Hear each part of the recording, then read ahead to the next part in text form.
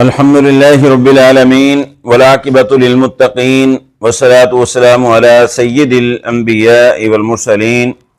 اما بعد۔ آج ہمارے ماحول معاشرہ میں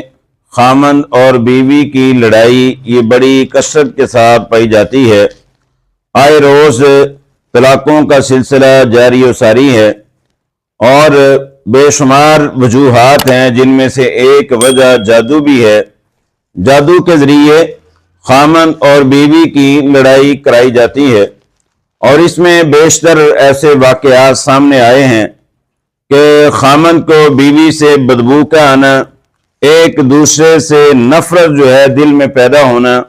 ایک دوسرے سے دوری اختیار کرنا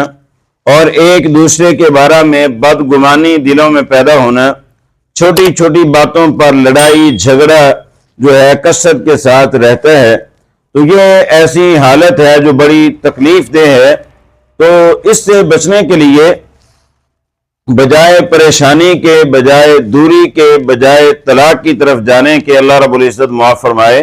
کوشش کریں کہ اللہ رب العزت کا ذکر کریں، اور اس کے لیے خامد بیوی ضروری ہے کہ استغفار کریں اور رقیہ شرعیہ جو ہے اس کو کثرت کے ساتھ سنیں،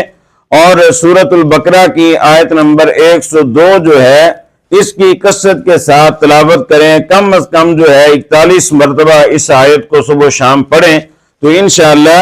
یہ نفرت جو ہے وہ محبت میں تبدیل ہو جائے گی۔ اور اس کے ساتھ ساتھ کوشش کریں مثبت سوچا کریں، منفی نہ سوچیں بلکہ مثبت سوچیں،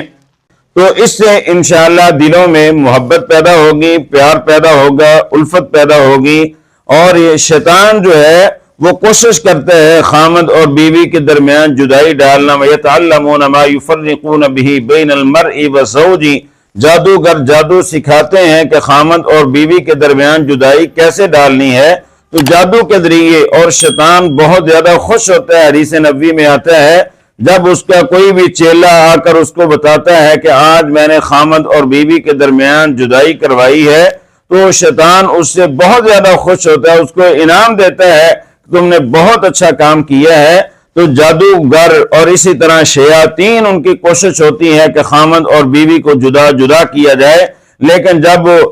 شریعت کی اسلامی معلومات کو سامنے رکھیں گے، رقیہ شرعیہ، صبح شام کے اذکار، کثرت کے ساتھ استغفار اور سورۃ البقرہ کی آیت نمبر 102 اس کی تلاوت کریں، تو انشاءاللہ گھر میں امن آئے گا، سکون آئے گا، رحمت آئے گی، برکت آئے گی، جو نفرت ہے وہ محبت میں تبدیل ہو جائے گی، اور اسی طرح جو ایک دوسرے سے بدبو آتی ہے وہ انشاءاللہ خوشبو میں تبدیل ہو جائے گی۔ جب آپ قرآن کی تلاوت گھر میں کریں گے، اللہ رب العزت ہر خامند کو، ہر بیوی کو آپس میں محبت کرنے کی توفیق عطا فرمائے۔ سبحانک اللہم بحمدک، اشہد ان لا الہ الا انت، استغفرک و اتوب الیک۔